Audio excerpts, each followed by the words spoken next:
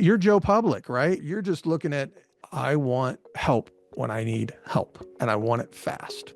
That's all you want. That's all you should be worried about. This is Technologically Speaking, the official podcast for the Department of Homeland Security Science and Technology Directorate, or S&T as we call it. Join us as we meet the science and technology experts on the front lines keeping America safe. Welcome to Technologically Speaking, the DHS S&T podcast that dives into research and development innovation shaping America. We're joined by Russell Becker, Director of the Office for Interoperability and Compatibility at S&T. We're living in an era where first responders rely on seamless communication across agencies, and Russell's work ensures that technology functions smoothly when it matters most. Welcome, Russell. Thank you, Dee. I'm so glad you're here. So let's start off with what's in your title, interoperability and compatibility. What does that mean, and how is that important and vital to S&T's mission? So this office was born right out of the 9/11 Commission report, where it said that first responders could not communicate with each other in the most critical time period. The Homeland Security Act stressed interoperability as a key mission for S&T. We have first responders that it needs to work. At the core, the Office for Interoperability and Compatibility is about the ability for all emergency responders to securely communicate with whomever they need to, when they need to, at the most critical times. We continue to work on that. What would you say since 9/11? It's been over 20 years, right? I would say that the types of disasters and emergency response services must have changed over 2 decades. How would you say that this goal has changed over time over the last 20 years? I've talked to some folks that have said, oh, hey, interoperability is solved, right? I mean, good grief, it's been over 20 years, right? And we have made great progress. However, just to your point, technology changes. When this problem occurred, everybody was on analog. We're moving to digital. And I say moving, so many are already in the digital age. But we still have people in rural America that I say first responders that are still on analog systems. So technology evolves, absolutely. And part of the way as it evolves, you get someone who breaks out and does something different and unique. Well, it's proprietary. It's their solution. Then someone else looks and says, hey, I can do better. And they create something, a solution. And again, it's proprietary. And now you have potentially 2 or 3 systems or more out in the market, and they don't talk to each other. Yeah, so emergency personnel can work together more efficiently. I would love to just kind of dive into the importance of that mission. There's a lot of technical processes that go through looking at the different protocols, developing test procedures that allow us to effectively test when they work or don't work with each other. And this all happens in your Office of Interoperability and Compatibility, which is nestled within S&T's Technology Centers division. Right. The Technology Centers division's purpose is we house the subject matter expertise as we do research on those things that are maybe a little lower technology readiness level. We look to find solutions. People don't even know what to ask, but we can see the technologies coming down the pipe, and we can tailor those to Homeland Security needs or use cases. What are some of the mission critical projects you're working on? Oh, wow. So I would say one that we're working on right now is push to talk, which allows your smart device, your phone, to operate like a radio. So there's a number of those apps out there that do not work with each other or not interoperable. Then we're working on NG911 and the 911 centers needing to be able to provide each other mutual support. And so you need those systems to be interoperable. Next generation 911 interoperability. Growing up in the 80s and 90s, for me, it seemed obviously that was in the analog era, seemed pretty simple, switchboards, landline to landline. But the way that people reach one another on their independent cell phones with cell towers, 5G networks, and whatnot, it seems like technology has changed so fast. So just like you, when I was a kid, I definitely remember the 911 analog, very much so. If you called 911 and a problem was crossing jurisdictional lines, then you very likely got hung up on or disconnected because they were not able to cross those lines. Hmm. We're technical. We're not policy. There are policy challenges associated with next generation 911 that are not mine to solve, but we look at the technical sides. There are at least 30 different equipment providers that each support one or more elements of that make up the next generation 911 ecosystem. And when a provider goes to install these systems, there's a lot of integration cost. What we are striving to do is establish end-to-end testing. So we're going all the way from you or me dialing 911 through the 911 call center dispatch and potentially crossing over to another call center or dispatch if the primary is overloaded or fails. There are times when we need me calling 911, the public, to be able to communicate directly with that officer or first responder in the field. Hmm. This is so important for the safety of not only the public, but also the officers. Yeah, I mean, that helps you with a lot more functionality as well. That's been something that we haven't been able to do before, right? Because it seems like instead of one-to-one-way communication, this provides you multiple prongs to reach some of the most important people to help a person get the care they need or the safety they need to get to. I've talked to law enforcement, first responders that have talked about, hey, I need to be able to talk to that person when I'm out in the field. I'm about to go into a house because there's something urgent. I need to hear what's going on. I need to talk to that person if it's possible. I've also talked to call center operators, and they've talked about yelling across the room or writing stuff and handing it back and forth. I've talked to a first responder, law enforcement, that was about to knock on a door and the 911 operator heard a shotgun click on the call. Thankfully, 911 operator was able to quickly say, step away from the door and stop the officer from going in. But the officer would like to have heard that, been connected and heard that on the call. So a lot of challenge. And by the way, you mentioned earlier all the new technology. Well, who doesn't have video now? So you've got people calling 911 and they've got video, but not just one person. When you have a serious event, let's just say it's an auto accident or something even more serious, you could have 4, 5, 20 different people dialing 911 and trying to not just talk, but also push video. And how do we get the right video or right message or connection to the officers, to the first responders in the field? That can be overwhelming for a call center. I'm stressing the call centers quite a bit here. Hmm. Well, they're the go-between to get that connection and that information to the officer in the field. But ultimately, that officer in the field that is going in harm's way and interacting directly with the public. I assume you would have had to spend quite a bit of time in your research and development to interview or to kind of get their use cases and, just kind of get their pain points to figure out how to provide them solutions. We have spent quite a bit of time. And at the same time, we never feel like it's enough. We have numerous meetings through the year where we're talking to first responders and they keep bringing up their stories, their problems. I know in the last year we went out to Chicago and we had the fire chief out there talking to us about having lost 3 firefighters in a short period of time. That's not an anecdote.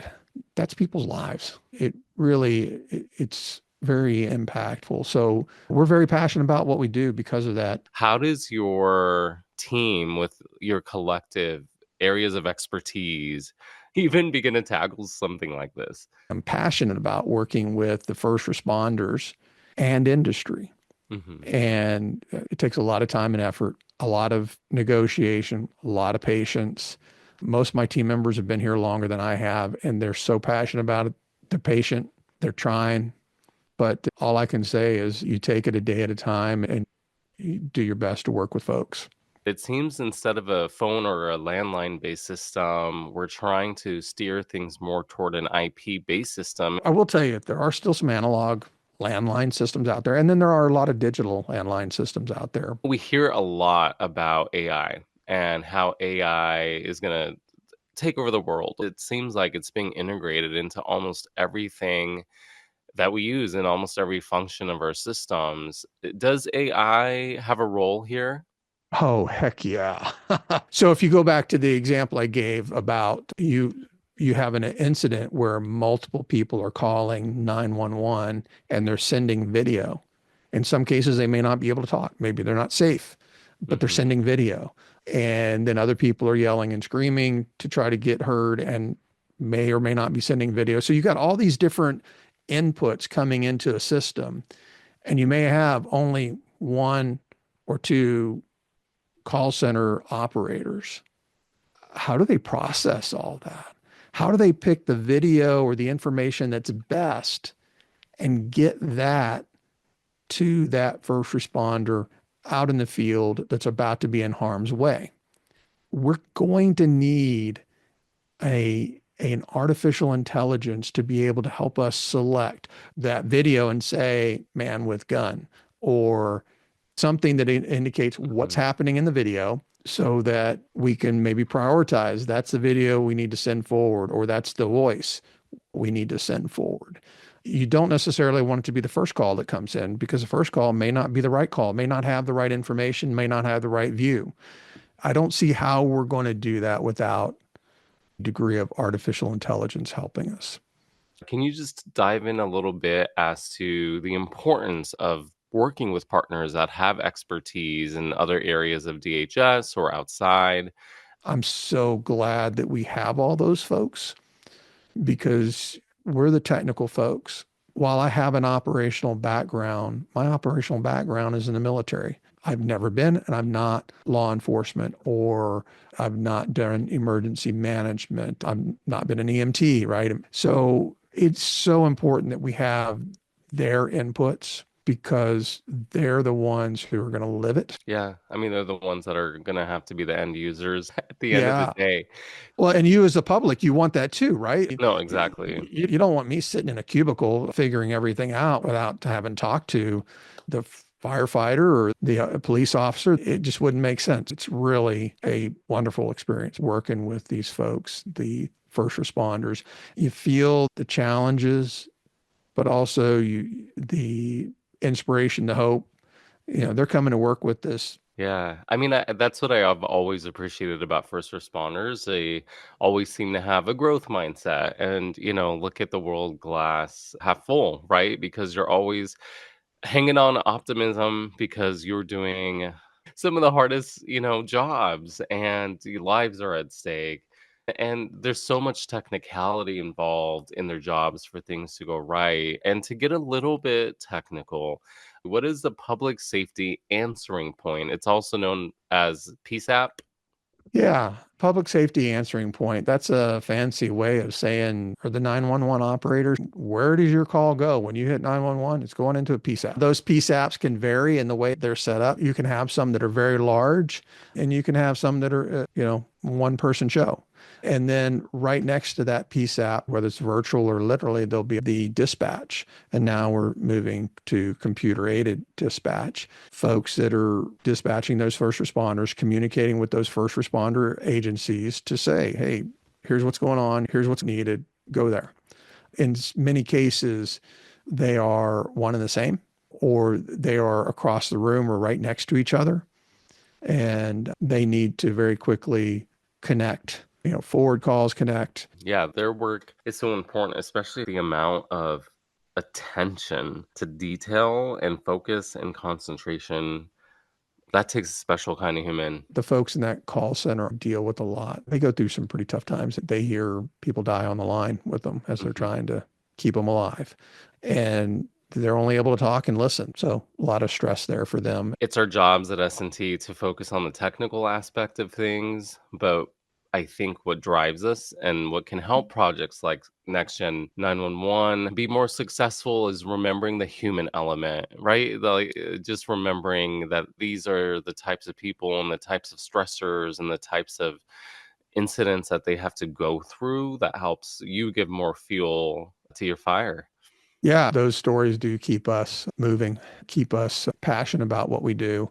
Because I mean, ultimately, what is technology? It's a bunch of, gadgets that, what does it matter? None of it matters if it doesn't provide a better quality of life for us, if it doesn't impact and do goodness for us. Russell, in doing this kind of R&D, did any of the findings as you've been working on this surprise you?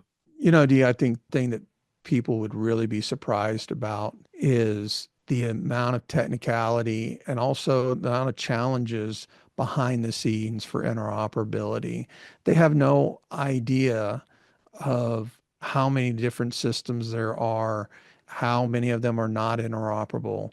They just know sometimes it works, sometimes it doesn't. Hopefully more times, a whole lot more times than not, it works.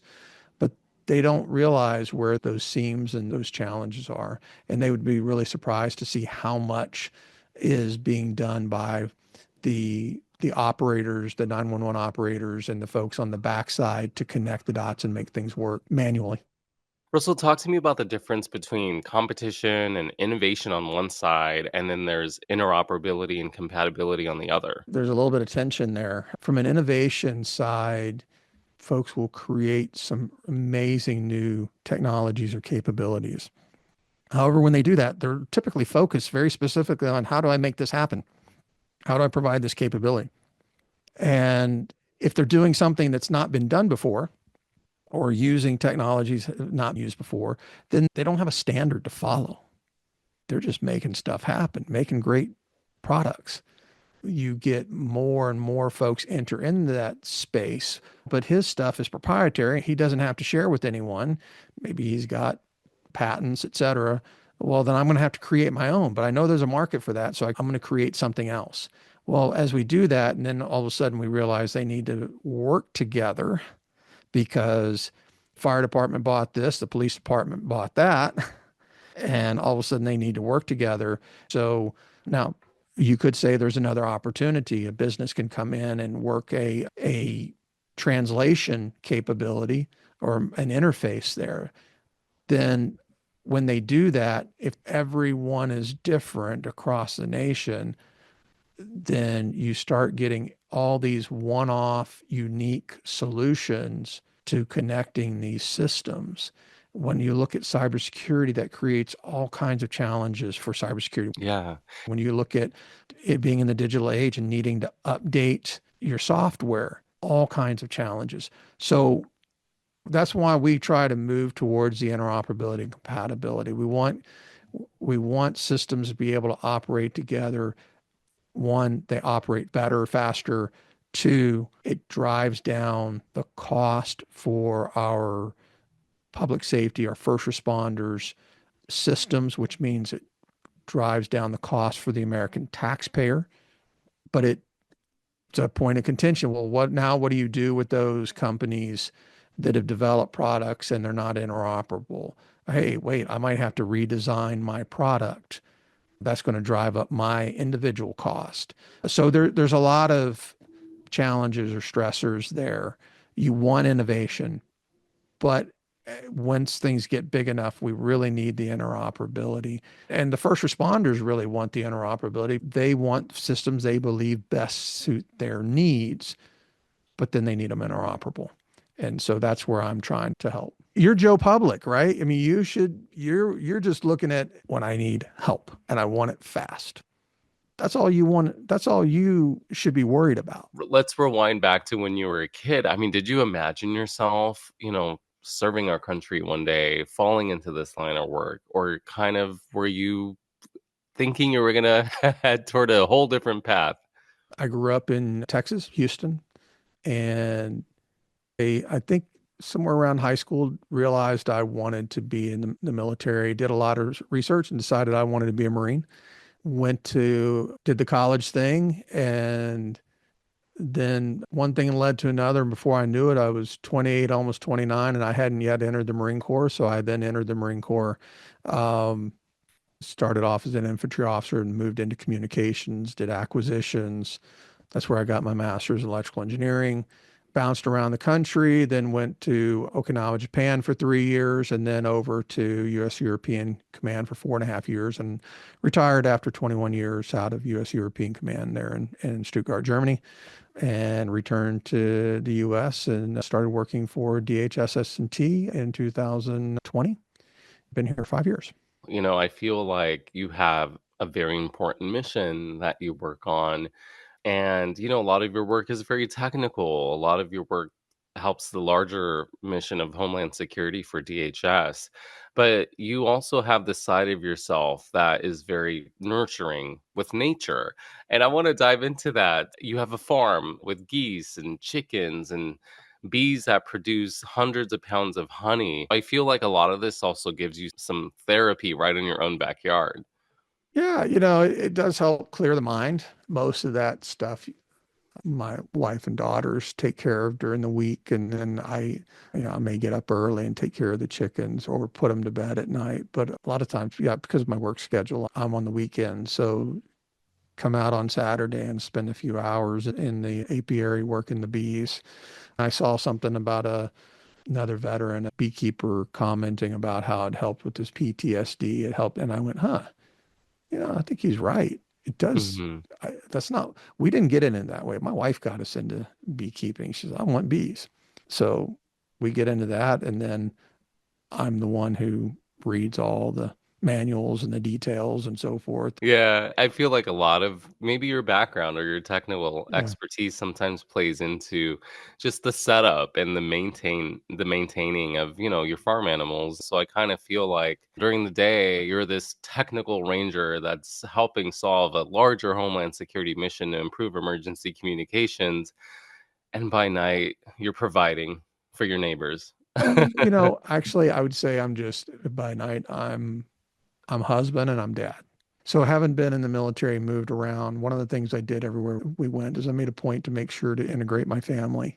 How do I get my family integrated? Okay, we were going to have some chickens, but I got more chickens because I wanted us to sell the eggs because that got us interacting with the public, with our Mhm. neighbors.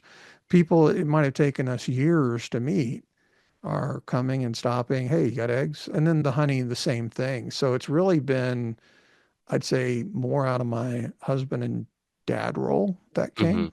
than anything else. And it just really worked well. Yeah. That's such a great story. Thank you, Russell. You were amazing. You were easy to talk to. Thank you so much. Thank you. Thank you for listening to Technologically Speaking. To learn more about what you've heard in this episode, check out the show notes on our website and follow us on Apple Podcasts and YouTube and on social media at DHS SciTech. DHS SCITECH. Bye.